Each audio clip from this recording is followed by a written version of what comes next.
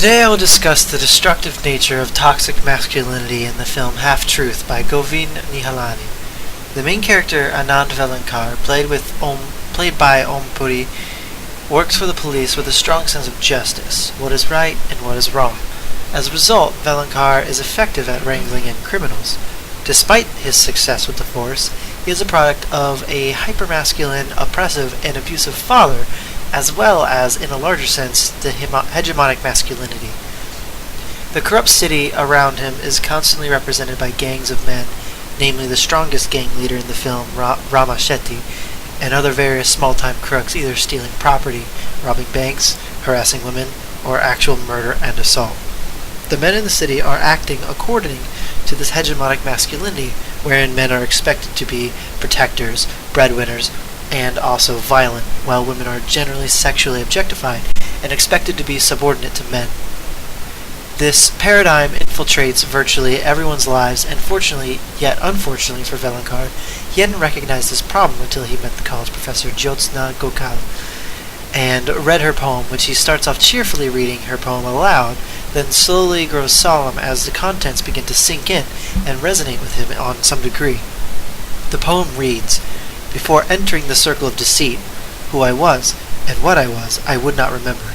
After entering the circle of deceit, there was between me and the circle only a deathly intimacy that I never realized. After leaving the circle of deceit, even if I am set free, the design of the circle of deceit will hardly be different. Whether I kill or die, am killed or kill, these questions will never be decided. When a sleeping man awakes and steps forth, then the world of dreams may never be seen again.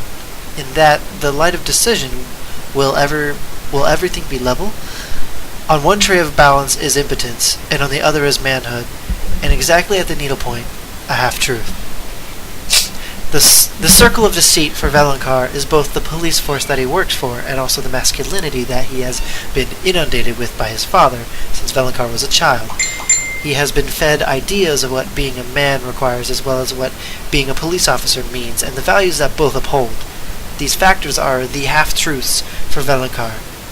Later in the film, Velankar laments to Jyotsna at lunch about how he misses her, and he ends up confiding entirely to Jyotsna as he says that he has no one to confide in. The significance of having Jyotsna be the only person he can confide in, is that she is an educated woman, whom is almost always seen wearing a white sari, which either signifies her purity in the sense that she is not corrupt, or that she is not under the influence of the patriarchy that afflicts the rest of the city. But the very act of confiding in someone is typically not a trait necessary of a man. He should be able to handle whatever the police force doles out to him, otherwise he is not a true police officer, and by extension, a true man. In his meeting with Jyotsna, he says, "I have not done anything which has made me proud of being a man, or proud of the strength of my manliness." This quote shows both his obsession with masculinity and also his subtle recognition of the fragility and uselessness that being manly has had on him, going as far as saying he should have never accepted the job to become a police officer like his father was, and forced him to do so. Originally, Velankar wanted to go to college for literature instead of the police academy. He started out fighting against being a product of this toxic masculinity, but ultimately gave in, and is now cursing himself for all the years lost to his life. He finishes his rant with Jyotsna by repeating how this institution, also more the police force that he works for, is bent on destroying his identity being a cop that seeks justice for wrongdoing. But when he looks back on his actions after having met Jyotsna, he realizes his actions, while in the name of justice, were not always just. One scene in particular that captures this is at approximately 30 minutes, 59 seconds, and 6 milliseconds into the movie, as a man begins groping Jyotsna on a crowded public bus, and Velankar notices this, and immediately begins to beat the pervert, tearing him off the bus. The camera then pans away from an aerial shot, and we see Velankar continually beating the man and throwing him against the side of the bus. The aerial shot here worked well in reflecting how distant Velankar feels from not only himself, but also from the man, as he is consumed by near blind rage, resorting to his violent masculine nature due to the hegemonic masculinity, and doles out this punishment as he sees fit. Jyotsna repeatedly tries to interject and stop him. and eventually he then subdues. Later, when Jyotsna and Velankar are walking together, Jyotsna asks what came over him, and he responds incredulously by asking how she could possibly let such a thing go. Her answer was that of acceptance, as women expect such a thing to happen from time to time. But this is a norm for women in this masculine hegemony, where they are viewed as subordinate, as I mentioned before. They are objects for desire. Unable to handle accepting his masculine self and position and institution that he works for as being oppressive, violent, and as corrupt as they are, Velankar lashes out on himself and on others as he takes up drinking heavily, and then results in savagely beating a common thief that had stolen a radio.